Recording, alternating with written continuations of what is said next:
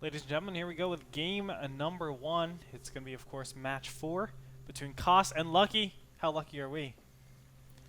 Well, I'd tell you, but then I'd have to cost you.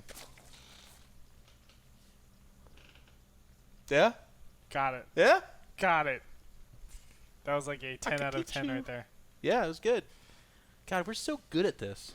It's like it's scary. The map is Ohana Re. Gretorp did work on this map, which I'm pretty proud of the guy for doing. Thanks, it's a sir. good map.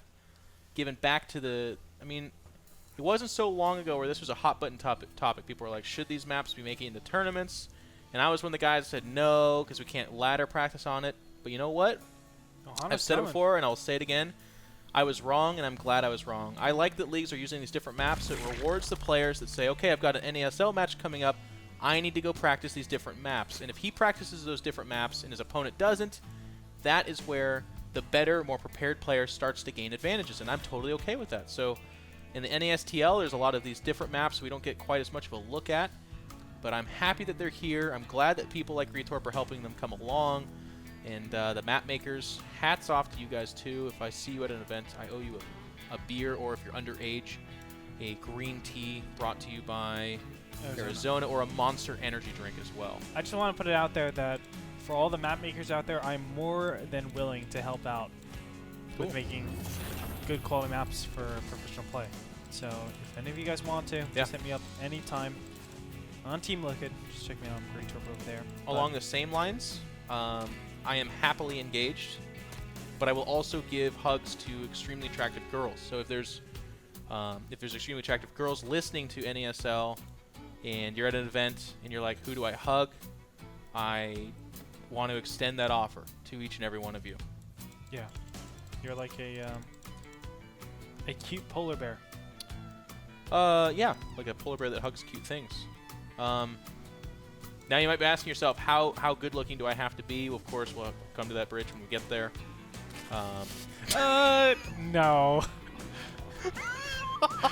You do I'm trying not to imagine that meet scenario. the requirements. iNcontroL, can I get a hug? Why are you walking away? No, anyways, I give everyone a hug. That's totally fine. Everyone's beautiful in my eyes. Lucky going with a little bit of a different build. We do see that the spawning pool, of course, is nearing completion at about the same time as the hatchery. Oh, yeah. But he's getting gas relatively early, so this could be a pretty quick metabolic speed upgrade, I would think. Yeah? Yeah, it definitely could be. Very rarely that we've seen something like Lair Tech come out super fast, but as you can see, he's just going to go ahead and put down that metabolic boost. I think I've only seen it one game ever, and it was, gosh, who was that? I think it was TLO versus Demaga in Season 2 of NASL. It is an interesting choice because he is facing he scouted this, Reactor Expand.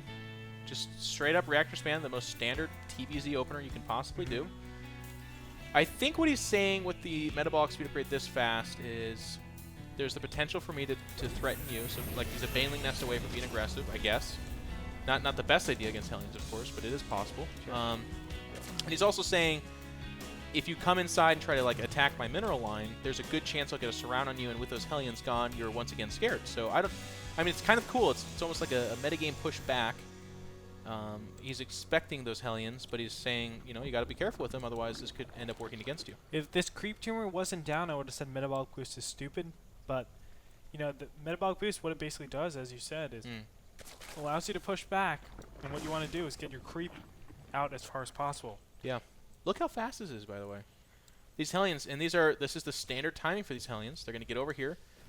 And this was factory before Command Center too, by the way, so this is not even like a slow variation. Metabolic has finished. They do go for the run by. You need to be so careful. That was very risky to do right there. But now, Cass has abandoned ship on that idea. The two Hellions are going to be his idea of map control for right now, and he's actually switching into Banshee, which I think is a really cool choice. Gretorp, can you walk me through this opener from the Terran? Sure.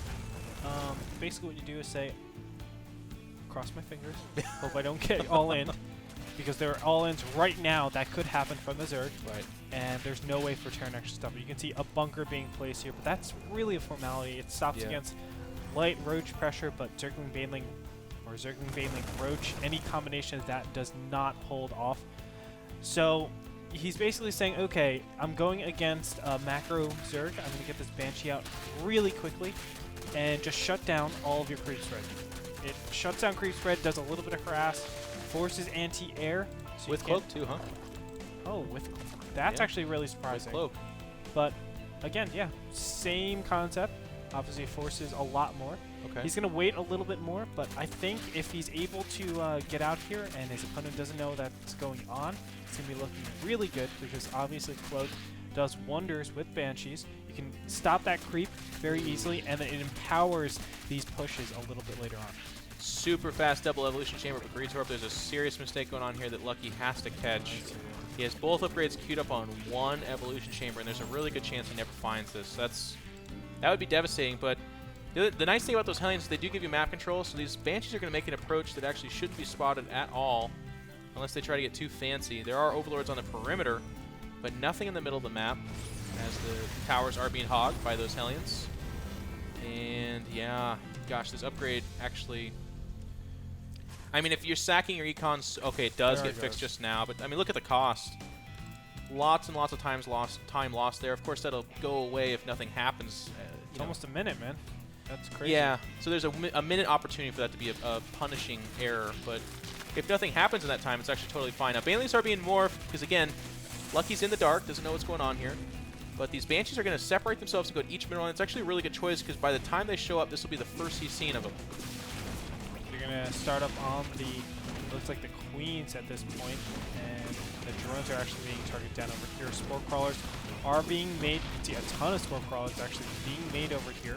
And I think this is a good response overall. He does need some sort of mobile detection, i.e. Overseers. Does he have the layer up? Yes, he does. So he can easily do that, but I'm not sure why we don't see any Overseers out in the field. They're actually very quick to me. Both Banshees do get away. If you look at that Harvester's Lost key, or station, I suppose. 17 Harvesters lost, but meanwhile, there's a big attack at the front of the Terran base. Baneley's walking forward. Bunker does hold. Baneley's had to be used against the wall, and now it's Ling against Marine. And Cast has come out ahead there with the hold. 1-1 had not yet finished. Carapace was dangerously close to finishing, but I feel like Lucky was encouraged to go forward with that attack just because he's losing Econ back at home. Now, at third base... Well, I'm actually going to say that attack made absolutely no sense. Okay. It was timed out but you're absolutely right. Don't get me wrong. He felt pressured. He felt like I need to get something done here. But he pushed forward. That's exactly how I would feel as well. But you know, really think about it. What does it actually kill? What does it actually beat? Well, it's going to beat people that aren't macroing at all. That's a really good point, actually, because it is with the Banshees that showed up. You have to imagine that's not double starport, so there's nothing telling you that he has no units. And you're right. Like, Cass would have had to just not been macroing or doing, like, 4 command centers. Exactly. Or something weird like that. It just doesn't make sense to push out like that. Okay. So it's like, you know, I think Lucky really threw away any advantage he potentially could have had. Now, 1-1 has finished. He's going to go up to, looks like, 1-2. Again, he hates his melee. Oh, shoot. He did it again, He hates his melee, man. Okay, well, there's double Banshees actually parked at that third base location. This is something you were talking about, Gretorp. The continuation of those Banshees and their usefulness is huge. Yes. I don't like that they're sitting next to each other in case a fungal were to hit them, which is, of course, the scenario we're nearing here. But I like this because you have to have mobile detection. A Spore Crawler is obviously not going to see that. Banshees stand toe-to-toe with Queens quite well, unless they're at 5 health and then 0 health. Now at 17 health, it's got to go home. I would like him just to repair it, and it might seem like, well, gosh, why would you go through all that work? But this Banshee has so much, it can always harass bases. Maybe it's a 4th, maybe it's a 5th, but unless they go Mutilus, there's nothing. There's no Hydralisk out here, right? You'll make random Corruptors. Yeah. But we might have a drop. I actually heard them being unloaded somewhere. Over here at the top of the main right here. He does have 7 Marines inside that one single medevac. I don't think it'll do much damage since, of course, Lucky is on 2 bases already. So long. Yeah. And yeah, as you said. But, you know, it's... if the Zerg's not prepared, oh, he picks off the first alien. That's actually a really cute move. Good harass. Yeah. Meanwhile, Cass is amassing a lot of units, sitting at 1-1 upgrades. 2 attack is on the way. Combat shield getting there.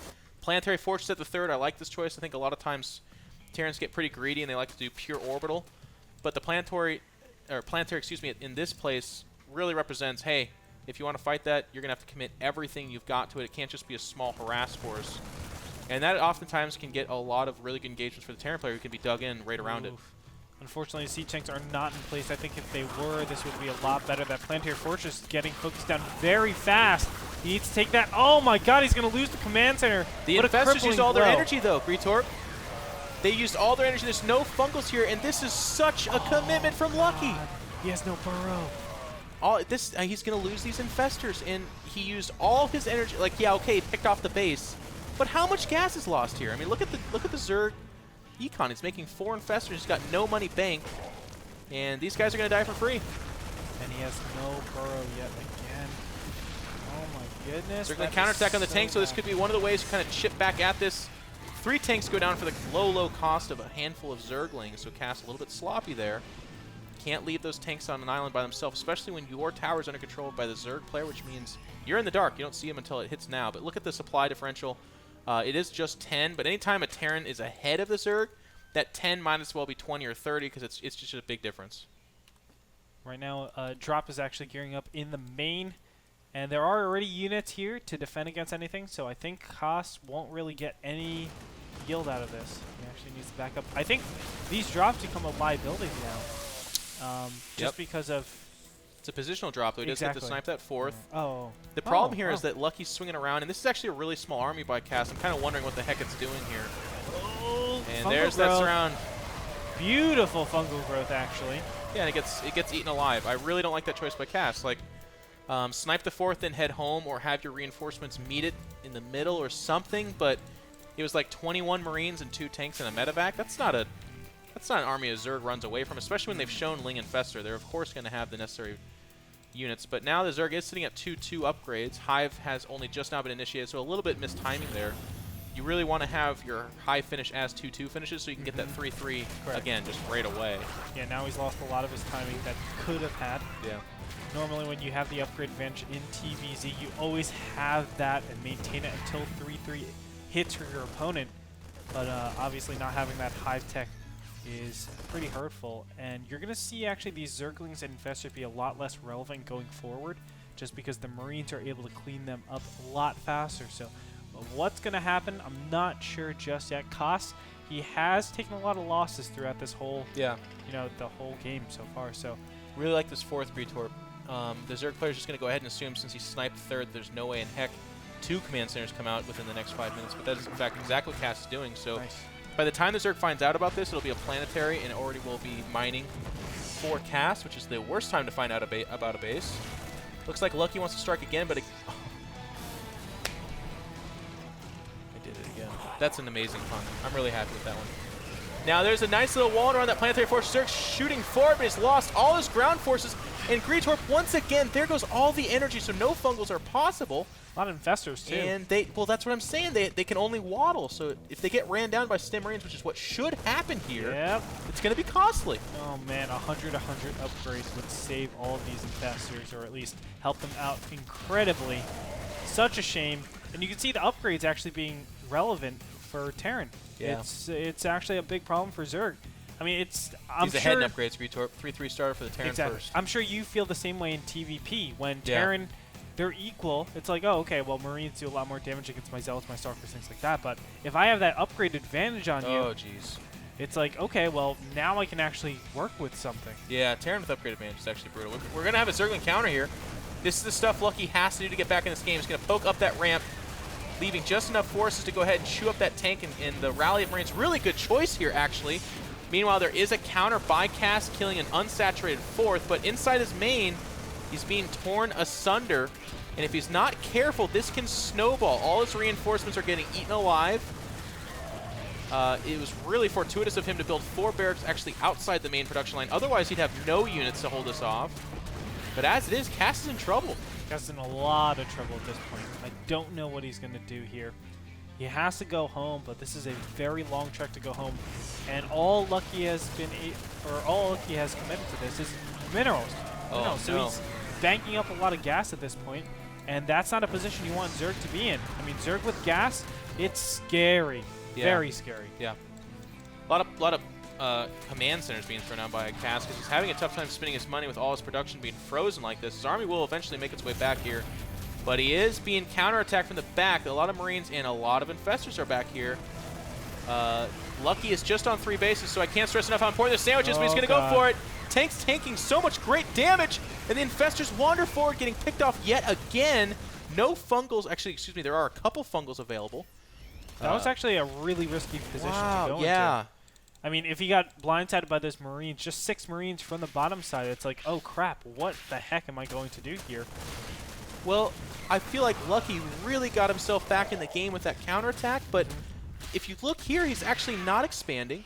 He's spending all his money on units. His main's dried up. His natural's not too far behind. Third is okay.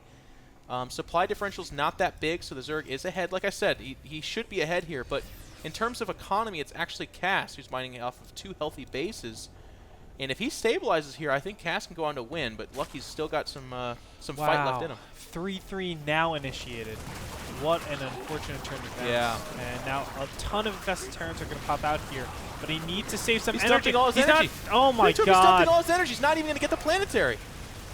Wow, oh my gosh. That could be... That's such a mistake. Why would you... He could have saved those Infestors to constantly kill the army of the Terran, get himself an economy, get towards those Broodlords or Ultras, whatever it is he wants to do. But instead, he's going after a planetary fortress that has a surround of barracks, which is, like, uniquely the worst base to attack. I mean, he could have actually attacked the left side base and had more success. Like, I'm blown away by that choice. And now Koss is just super far ahead. Yeah. All of a sudden, I mean, Lucky, I thought he was in a great position, actually. You know, he had the 2-2 upgrade on his opponent, but as soon as Hive Tech hit, or Hive Tech should have hit, it felt like he got discombobulated. Even with that Zergling, the beautiful Zergling counterattack, yeah, he's still so far behind because, look at this, Koss has his planetary fortress on that mid-left. He's forming another one over here. It's already finished. So he's going to be up to 3 base economy. That is, like, the best economy you can be on when you are Terran. Yeah, and he even has an extra, actually has an extra orbital in that left side base too, so he can just drop that extra amount of mules. He's up to 3 orbitals now in total. He's producing extra SCVs. If you look at that production tab, he's the guy making harvesters, so that's why the Terran's actually leading in harvesters at 52 versus 46 drones. Lucky's natural. It's seen better days. His third, again, fine. But look at this. I mean, he's sitting on 10 Infestors. 3-3 is about to finish, like you were saying. But this easily could have been like 20 Infestors, 4 base economy, and Lings that are still doing the exact same job, which is every time the Terran leaves, you threaten a counter. But not even that. Like 6 Broodlords. That could have been 6 Broodlords instead of 20 Infestors. Yeah. I mean, that's super overkill. It's just even has crappy. It's crappy because, you know, this type of army composition, Marines, Marauders, and Siege Tanks, they're better than layer tech units. Yeah. They're just straight up better. If you have good positioning, you will be able to destroy anything Zerg sends at you with, you know, good micro and everything. So I kind of feel bad for Lucky at this point. He needs to make something of it. He's actually reinvesting into Infestors. I don't He's going to lose all his energy here, too. And does he have... Please. He might actually get this base, but he's going to trade it for his 4th base. Oh my god, for a second he's actually... Okay, yeah, he absolutely will kill that base. All his Infestors are now just, well, they're like land... They're like sea cows. I do want to say really quickly that the Infested Terrans have no upgrades on them, so if he got the +2 building armor... Oh, awesome. Damn, you're right. Yeah, awesome. You get upgrade. 5 armor, LOL, Infested Terrans. And this is the situation that I was worried about. Lucky's going to lose his 1 mining base. You know what? I think he kills the army with good fungals, but not fast enough. No. There's the focus fire. Yeah. Base goes down. I mean, these Zerglings aren't going to be enough. They don't DPS down this army fast enough, and that's the big problem. Yes, he has tons of fungals, but he has no meat. A lot of fungals. He has no... Yes, that's exactly right. And with those medevacs that helped out so much, you can see Lucky is down to a mere 8 Infestors. That's it.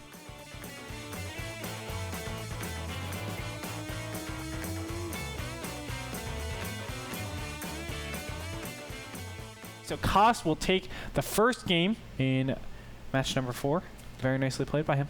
If we're going to try to learn from this match, I mean, of course, Gretorp and I made the point very clear about what not to do, so I don't feel like we need to touch on that too much, but One thing that I think is so powerful, and I still don't see enough of this, it's actually, it used to be non-existent, but then it became, you see it sometimes, and it still shouldn't just be sometimes, it should be every time the Terran leaves, you should be threatening or doing a lane counter. I mean, I think if Cass doesn't have that really aggressive fourth base that he took a long time ago, I think he's down to one mining base, and I think, I don't know, if Lucky makes one or two better choices, this is a clear victory for the Zerg player because of that lane counter. It shut down the production, it made the entire army come back home. When it was coming back home, half of it got fungled by intercepting infestors. Yes. And I actually thought that the infestors could have done more. He actually bailed out a little bit early. But the point is, this Lucky got outplayed, I feel like, 99% of this game, but that 1% is that link counter, and that link counter was enough for him to potentially win the game if he does a couple things differently. That's exactly right. If he just techs up to Hive, goes into Greater Spire tech, you really limit your opponent and force them to do army composition that they really don't want to. You know, Ghost used to be that all-purpose type of unit, but if your opponent isn't going Ghosts, punish that. Switch up to Broodlords and say, okay, my Infestors are supercharged right now. Go Marine Viking, because if I go Corruptor, Infestor, Broodlord, I'm going to smash you. And obviously that's not what we saw. He stuck on Zergling and Infestors, and without Burrow, let me tell you, you cannot keep your Infestors.